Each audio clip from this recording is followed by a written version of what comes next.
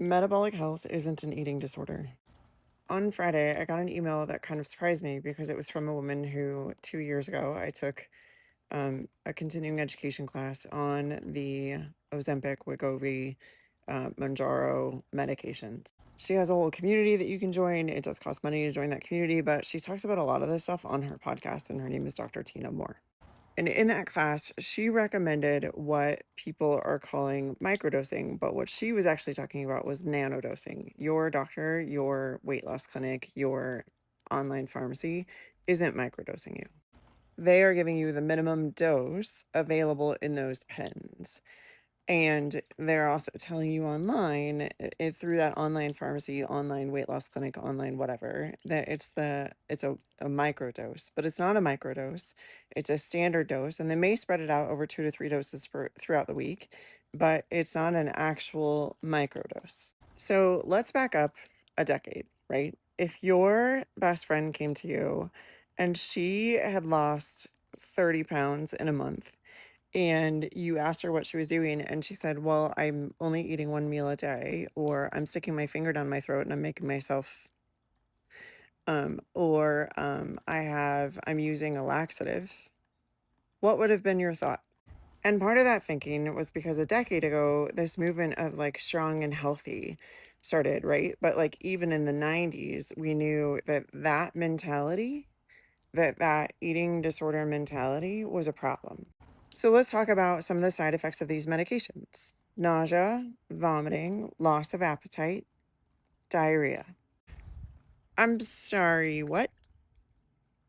The newest one that actually hasn't hit the market, and if you are taking it, you are taking gray market, whether you want to believe it or not, because it has not been FDA approved as a medication. So therefore, any way you are getting it, it is gray market unless you are part of a research project.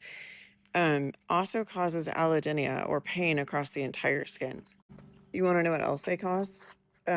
Because again, when you're like lacking nourishment in the body, there are other things that show up. Uh, Depression. Again, any of this sound familiar at all? So the other concerns about these medications, because it was well documented in the research, and people may have chosen to ignore it, but it was still there in the research, is that for some people it causes gastroparesis that is then permanent. For some people it causes nerve damage that is then permanent. For some people it causes osteopenia and osteoporosis, which is then permanent. And other people are saying, well, they didn't talk about losing my vision. Well, they did, because your vision is controlled by a nerve. And in the studies, when they mentioned that up to 20 to 30% of the weight loss was actually soft tissue, including muscle, bone, and nerve tissue, we all chose to ignore that in vanity, right?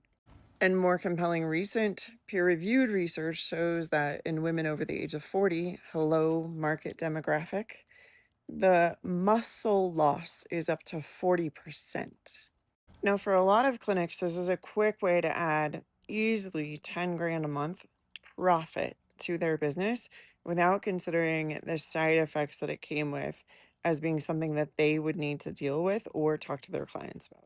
And especially if you're looking at some of these online clinics, they didn't care at all. They were just making money hand over fist, and still are.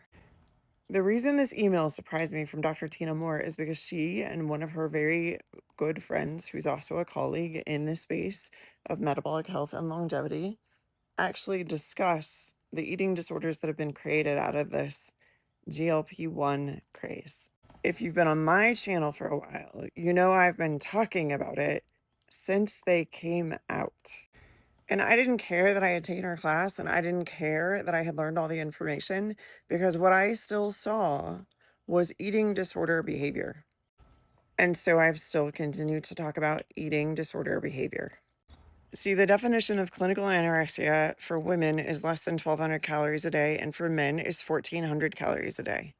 And if you're not tracking it, you don't actually know what you're putting in, so you have no idea whether you are there or not. But if you're losing that much weight that is also muscle that quickly, we know that malnourishment is the issue. We know that if your hair is falling out in droves, there's an issue. We know that if your hormones get way out of whack, there is a nutritional deficiency. We know that when your skin becomes dull and lifeless, nutritional deficiency. We know that when your nails stop growing, nutritional deficiency. We know that when the little half moons at the base of all your nails go away, there's a nutritional deficiency. A nano dose, which is what should have been being talked about in the beginning, versus a microdose, are not the same thing. And taking 1/3 of your dose 3 times a week instead of taking the whole dose at once is not microdosing a GLP-1. And for those people who are saying, well, it's the only thing that helped me and I had tried everything, I'm going to argue that you haven't, because I have met the people that have tried everything and helped them lose lots of weight, maintain gallbladder health, maintain normal bowel movements, maintain healthy hair, maintain healthy skin, their nails growing like crazy, and have them improve their body composition while doing it. So their muscle actually grows, their bone density actually gets better.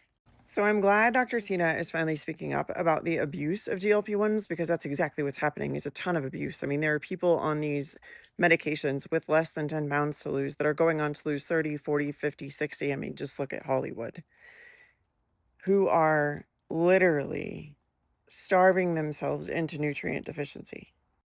But I'm also kind of disappointed that when other providers, other practitioners, other people who look at the metabolic health of people started talking about this and how it wasn't actually microdosing, she didn't catch on sooner. And that she also criticized those people, not by naming them, but by saying they're misinterpreting what I'm saying, and a microdose is just fine, because it was never microdosing. And if you're one of the other providers in the metabolic health space that recognize that it wasn't microdosing and you were worried about the issues that are popping up now, keep talking, keep explaining it, keep teaching your clients how to do the right thing for their metabolic health, and not look at, well, that person lost 30 pounds this month and I've only lost 2 to 3 pounds a week. I work with clients who are on GLP-1s. We talk about what healthy weight loss is, what their meals should look like, and when symptoms start popping up that are directly due to the dose of GLP-1 they are taking, we talk about you need to decrease the dose. Part of the reason I'm the person talking to them about it is because no one else is. So when my client sent me a text message and said, I've only lost 3 pounds and my cousin lost 10 this week, I looked at her and said, wait, you mean you lost a healthy amount of weight? You're still having a bowel movement every day. You can still get in 1,400 calories and your 90 grams of protein and go to the gym and have energy, and you're complaining? And she's a nurse? Her original response wasn't amazing, but then she came back and said, you're right. The mindset I was in was not healthy. I just want to lose the weight as quick as possible. And that's also not the healthy option. And I know better. So again, if you're looking for a healthy way to lose weight, 3 pounds a week is absolutely healthy. Even 4 to 5 can be healthy, especially in those first couple weeks when you start cleaning up your nutrition and really paying attention to what you're eating, when you're eating it, and how much you're moving directly afterwards. You will see inflammation weight, water weight go down. So you may lose more in that first 2 weeks, but then it's going to plateau and you're going to be stuck at that 2 to 3 pounds a week. And that's healthy. That's normal. Anyone telling you you should be losing 10 to 15 pounds a week is setting you up for dysfunction in your body. I will never stop talking about this because too many people in my life has been injured